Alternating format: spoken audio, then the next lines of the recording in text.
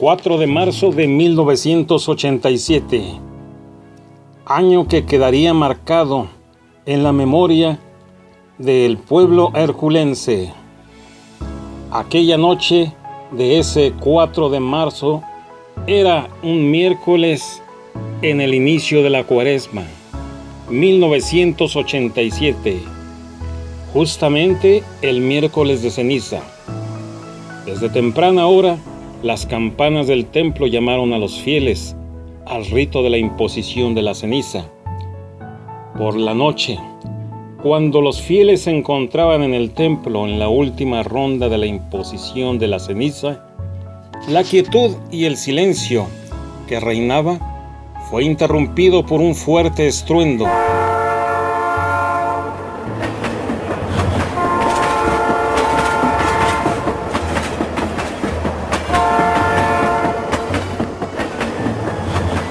Proveniente del rumbo de la estación del ferrocarril. Todos los feligreses se alarmaron.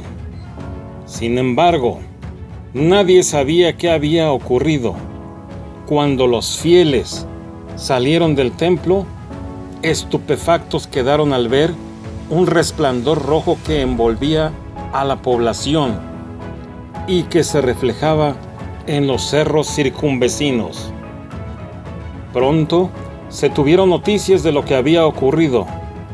Dos trenes habían chocado cerca de la estación y un carro cisterna, se dijo que cargado de amoníaco, ardía y lanzaba a gran distancia un chorro de fuego semejante a un soplete de acetileno.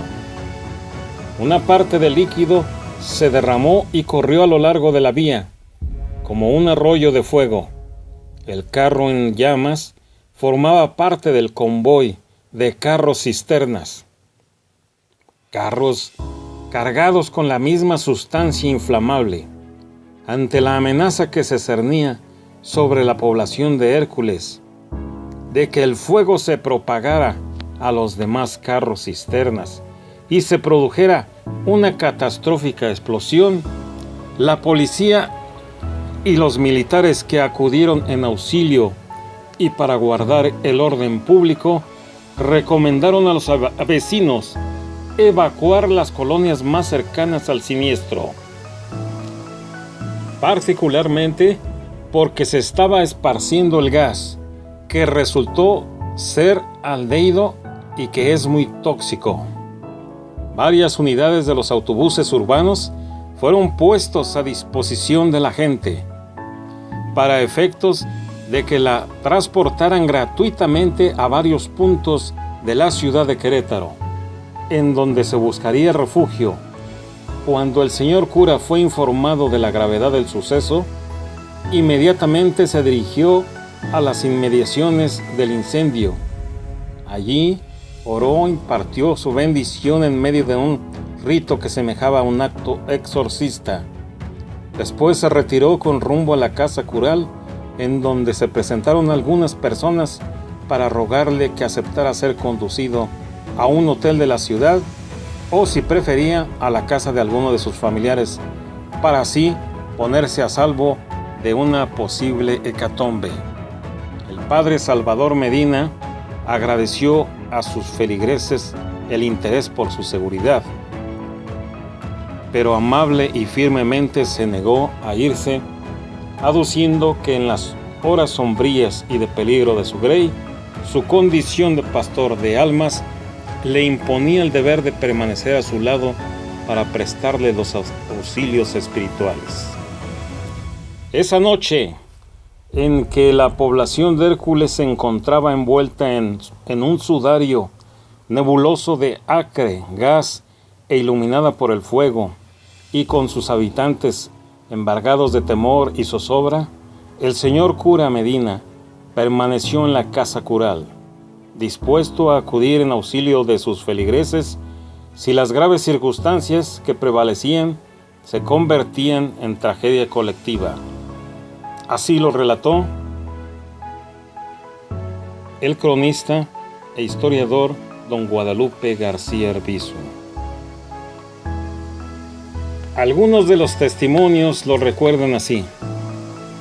Recuerdo que fui con mi sobrino Gustavo a tomar ceniza, y cuando regresaba justo en la casa, se escuchó la explosión.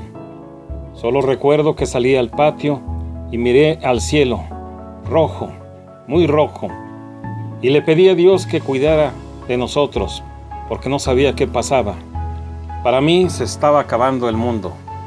Me asomé a la ventana y vi una bola de fuego. Me asusté.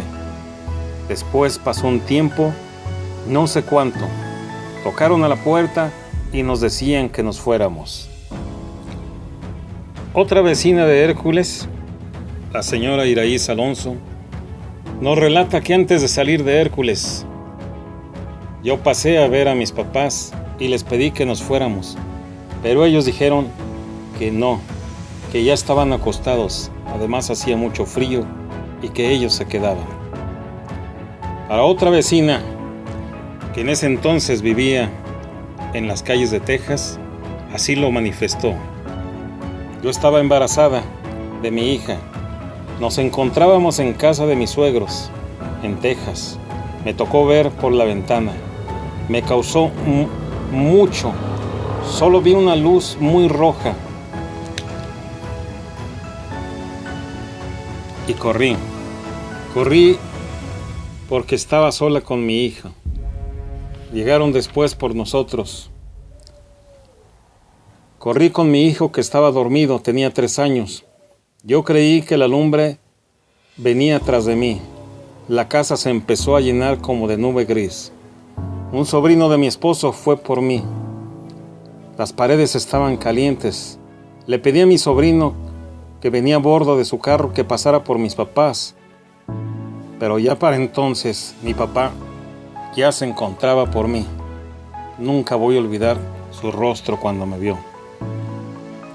Otra vecina de la colonia Lomas del Marqués nos relata que ella se encontraba ya en su casa, escuchando la estación de radio, que en ese entonces transmitían muy buenos programas. Cuando de pronto empezaron a pedir auxilio, los locutores se mostraban angustiados. Pedían apoyo a los bomberos de Celaya y de San Juan del Río. Había una catástrofe en el pueblo de Hércules. Pedían de inmediato que prestaran la ayuda a los bomberos de Querétaro. Hay que recordar que en ese entonces solamente estaba la estación de bomberos de Querétaro, la que estaba en Zaragoza, y aún sigue ahí. Uno de los relatos poco conocidos es el de don José Caballero Rico, oriundo de aquí de Hércules. Él lo relata así. Era el 4 de marzo del año de 1987, un miércoles de ceniza, fuera de lo ordinario, cuando aproximadamente a las 8 de la noche se escuchó un fuerte ruido que estremeció a la comunidad de Hércules. Algunos de mis hijos no se encontraban en casa, ya que habían acudido a la parroquia de la Purísima Concepción a participar de la celebración del miércoles de ceniza.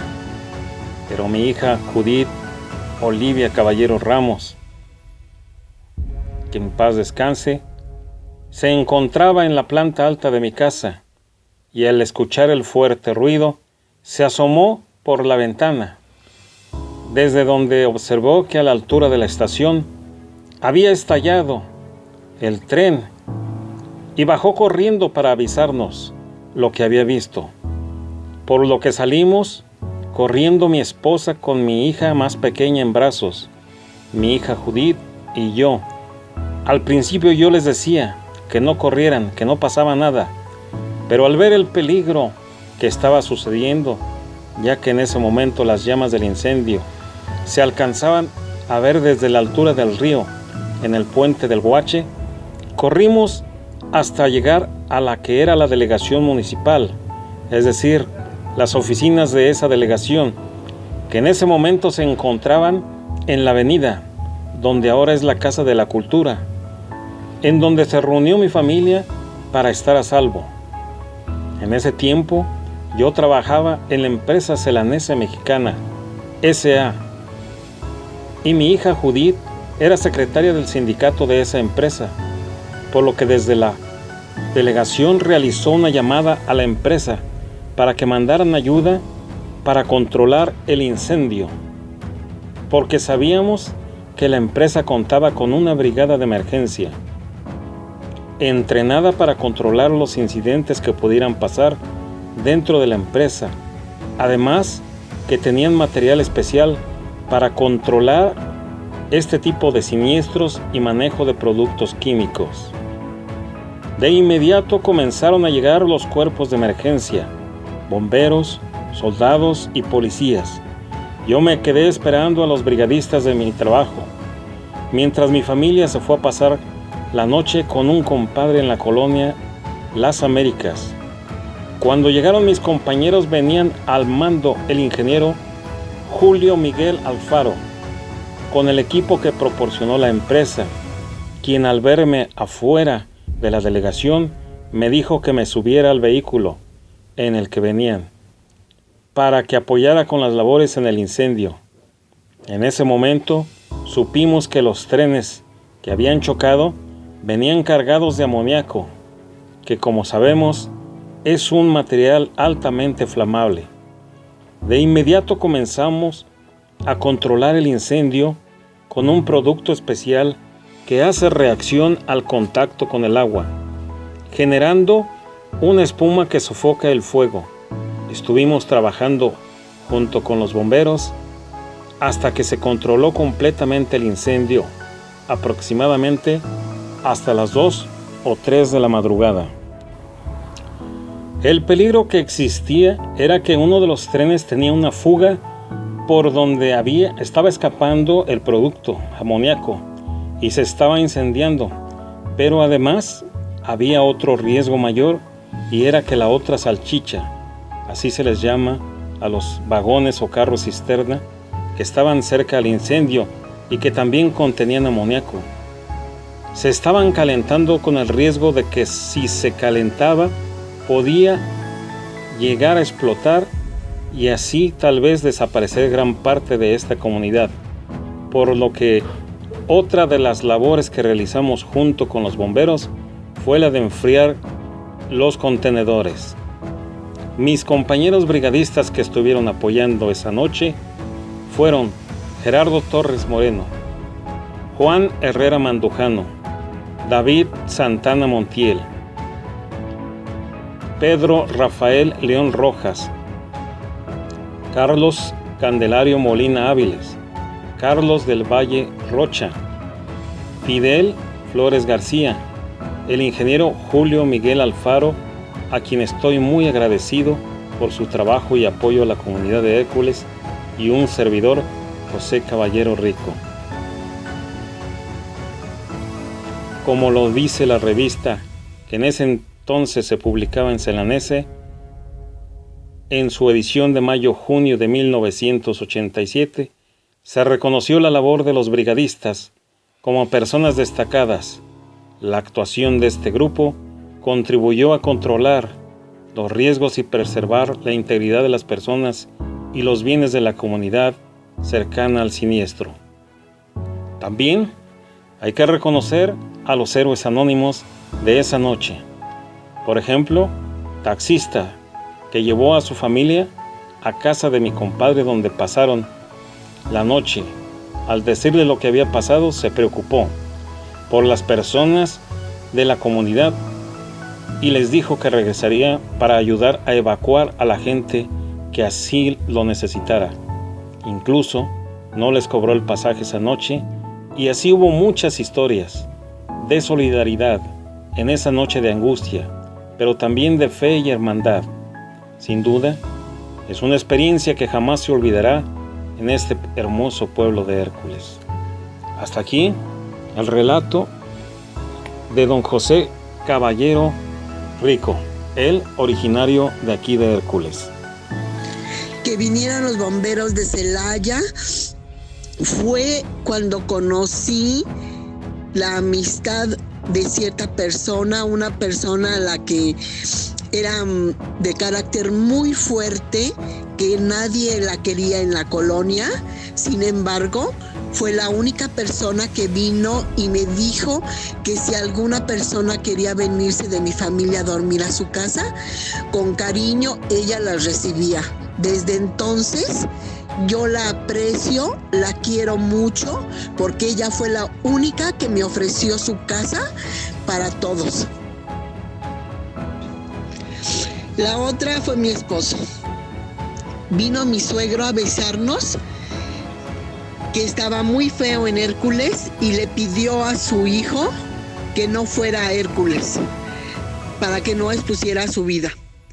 Sin embargo, en cuanto se fue mi suegro, él fue a Hércules por mis hermanos y mis papás, desobedeciendo a su papá. Yo les digo a mis hijos que hay muchas formas de decir te quiero. Y esa para mí fue una gran forma de decir te quiero. Entonces mi marido se fue por ellos, no sé cómo se metió, lo ignoro, pero él fue y me trajo a mi familia para mi tranquilidad. Discúlpenme por mis lágrimas, pero es algo que no puedo olvidar. Es algo que recuerdo con mucho cariño, que él, desobedeciendo a su papá, fue por mi familia. Estos son parte de los testimonios de esa noche de 4 de marzo de 1987. Año que, ya lo hemos dicho, quedó marcado en la población de Hércules. Ese fuerte olor, muy desconocido para algunos, pero duró cerca de año y medio, casi 2 años, para que desapareciera. Era un recordatorio de aquella noche trágica. Afortunadamente para el pueblo de Hércules, no hubo desgracias personales. Y hoy, hace 31 años de ese hecho relevante que marcó a los pobladores, que los hizo evacuar su población, su pueblo querido, que los hizo retirarse de este lugar, de esta tierra. Los más grandes se negaron a dejar sus casas. Hubo quienes enfilaron sobre la avenida Hércules hacia la ciudad de Querétaro. Y allá en Zaragoza, ahí en el tanque del agua, había gente solidaria, gente que se había enterado de la catástrofe y habían acudido para apoyar a los pobladores de Hércules. Hasta aquí nuestro reporte a 31 años de ese 4 de marzo de 1987, choque de trenes.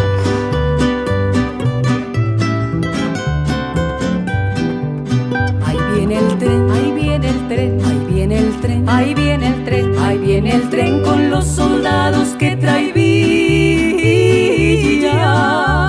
De aquí se ven, de aquí se ven, de aquí se ven, de aquí se ven. En los vagones van sentados en cuclillas. Ahí viene el tren, ahí viene el tren, ahí viene el tren, ahí viene el tren. Los federales de este lado nos esperan. Dentro de un rato empezará la balacera. Mira ya las soldaderas que se agitan ya en el tren. Ya los pelones le emboscaron, hasta creo que le sacaron, porque ahí viene, ahí viene, ahí viene el tren. Ahí viene el tren, ahí viene el tren, ahí viene el tren, ahí viene el tren. El que es soldado siempre saca su costilla. Y ahí donde ven, ahí donde ven, ahí donde ven, ahí donde ven. Los federales también traen su movidilla. Ahí viene el tren, ahí viene el tren, ahí viene el tren, ahí viene el tren. Entre el humito de Visella Pancho Villa. Trae paliacate, su sombrero, su semblante rete fiero, que bigotes de aguacero se le ven. Tiemblen pelones que ahora sí tendrán panteones, porque ahí viene, ahí viene, ahí viene, ahí viene, ahí viene el tren. Ahí viene el tren, ahí viene el tren, ahí viene el tren, ahí viene el tren. De los pelones está cerca de una milla. Ya no se ven, ya no se ven, ya no se ven, ya no se ven. Creo que se fueron a rezar hasta la villa. Ahí viene el tren, ahí viene el tren, ahí viene el tren, ahí viene el tren. El maquinista ya empezó a meter los frenos. Ya los fusiles se disparan, ya comienza la metralla. Porque corres si nomás llegó tu tren. Ya se bajaron los rurales, no les saquen federales, que pa' ustedes vino el tren.